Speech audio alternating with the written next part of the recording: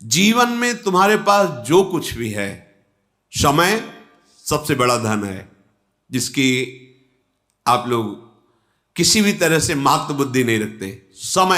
समय से बढ़कर कोई वस्तु नहीं। कई बार सत्संग में कहा है, मानो आपकी अवस्था 60-70 वर्ष की हो गई, जीवन भर धन कमाया, खूब सब वैभव है, अब आखिरी समय आ गया, श्वास अंतिम चल रही है, अब आप कह दो कि पूरे जीवन की कमाई दे दूंगा, एक श्वास और ले लेने दो।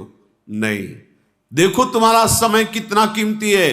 पूरे जीवन से कमाए हुए धन से एक श्वास भी ऐसे नहीं ले सकते, वहीं रुक जाएगी। नहीं कीमत है, ये वैभव नहीं है। कितना कीमती समय है। सबसे बड़ा धन मनुष्य शरीर में जो समय है, उसकी महत्ता, उसकी महिमा समझना है। अब ये समय हमारा कहां खर्चा हो रहा है, इसको देख रहा है।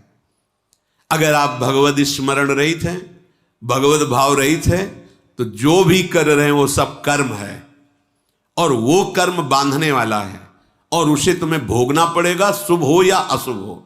और यदि आप भगवान नाम जप कर रहे हैं और वही कर्म है जो शास्त्र सम्मत है और भगवत समर्पित है, तो वही कर्म भगवत प्राप्ति का हेतु हो जाएगा। कुछ नया कर्म नहीं करना, यत करोषि भगवान आदेश कर रहे हैं। जो समय मिला है उस समय में तुम जो भी कर्तव्य कर्म कर रहे हो उसे प्रभु को अर्पित कर दो, प्रभु का स्मरण करते हुए भगवत भाव से, तो वो कर्म योग हो गया, और वही कर्म योग आपको भगवत प्राप्ति करा देगा। अलग से कोई अनुष्ठान के लिए नहीं कहे, यत करोषि, जो कर रहे हो। ये तो सर्वाणि कर्माणि मयि सन्न्यस्य मत पराहा, मेरा आश्रय लेकर, मेरे परायण होकर सारे कर्म मेरे को समर्पित कर दो, भगवत प्राप्त हो जाओगे। बहुत सुंदर बात, ये समझ में सबके नहीं आती।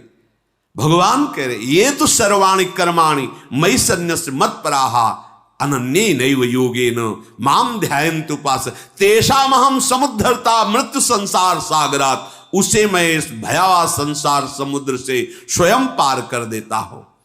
तो जीवन का सबसे बड़ा धन समय, उसको हम जहां खर्चा कर रहे हैं, सार्थकता उसकी तभी होगी जब नाम स्मरण, भगवत आश्रय लेकर भगवत भाव से करेंगे, प्रभु को समर्पित करने के लिए करेंगे, समय सार्थक हो जाएगा, सत्य हो जाएगा।